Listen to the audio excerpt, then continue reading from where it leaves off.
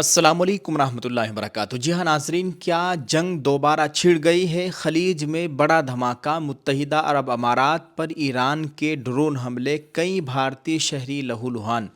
دوستو، گزشتہ پیر کے روز متحدہ عرب امارات میں فجیرہ پیٹرولیم انڈسٹریز زون میں ایران کے ڈرون حملے کے بعد آگ لگ گئی، جس سے 3 ہندوستانی شہری زخمی ہو گئے ہیں۔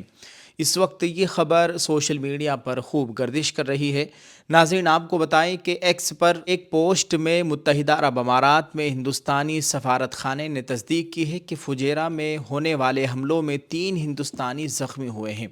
اس نے مزید کہا کہ ہم متاثرہ ہندوستانی شہریوں کی مناسب طبی دیکھ بھال اور بہبود کو یقینی بنانے کے لیے مقامی حکام کے ساتھ رابطے میں ہیں۔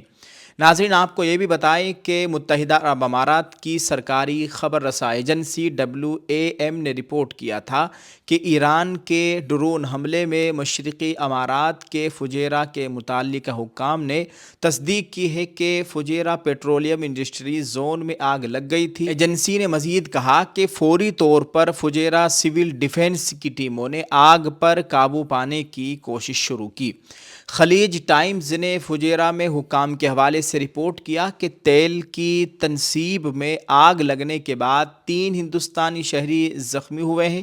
میڈیا ادارے نے مزید کہا کہ زخمیوں کو علاج کے لیے اسپتال لے جایا گیا ہے۔ ایک رپورٹ کے مطابق متحدہ عرب امارات کی وزارت دفاع نے کہا کہ ایران نے ملک کے مختلف علاقوں کی طرف 4 میزائل داغے ہیں۔ وزارت نے کہا کہ 3 کامیابی کے ساتھ ملک کے علاقائی پانیوں میں مار گرائے گئے، جبکہ ایک سمندر میں گر گیا۔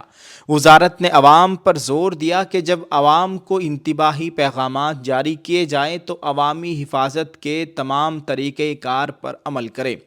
گلف نیوز نے رپورٹ کیا کہ حکام نے عوام سے افواہیں نہ پھیلانے اور معلومات کے لیے صرف سرکاری ذرائع پر انحصار کرنے کی تاکید کی ہے۔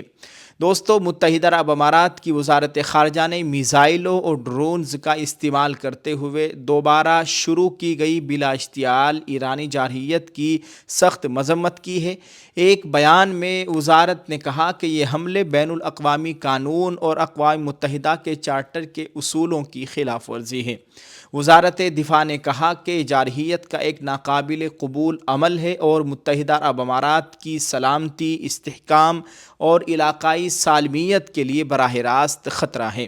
متحدہ عرب امارات نے اس بات پر زور دیا کہ کسی بھی صورت میں وہ اپنی سلامتی اور خود مختاری کو خطرہ برداشت نہیں کرے گا اور اس کا بھرپور جواب دیا جائے گا۔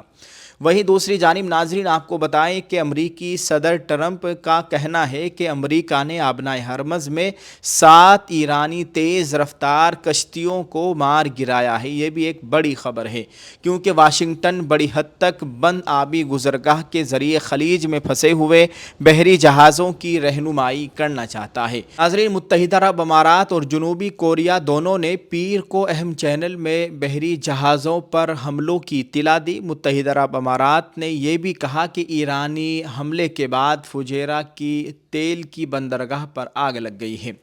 شپنگ کمپنی میرسک نے بھی BBC کو بتایا کہ اس کا ایک امریکی جھنڈا لگا ہوا جہاز امریکی فوجی تحفظ کے ساتھ آبنائے ہرمز سے کامیابی کے ساتھ نکل گیا ہے، جس کے تحت ٹرمپ نے پروجیکٹ فریڈم کا نام دیا ہے۔ ایرانی وزیر خارجہ عباس عراقچی نے کہا کہ آبنائے کے واقعات واضح کرتے ہیں کہ سیاسی بحران کا کوئی فوجی حل نہیں ہے۔ ناظرین، فروری میں امریکہ اور اسرائیل کی جانب سے ایران پر فضائی حملوں کے بعد سے آبنائے ہرمز کافی حد تک بند ہے۔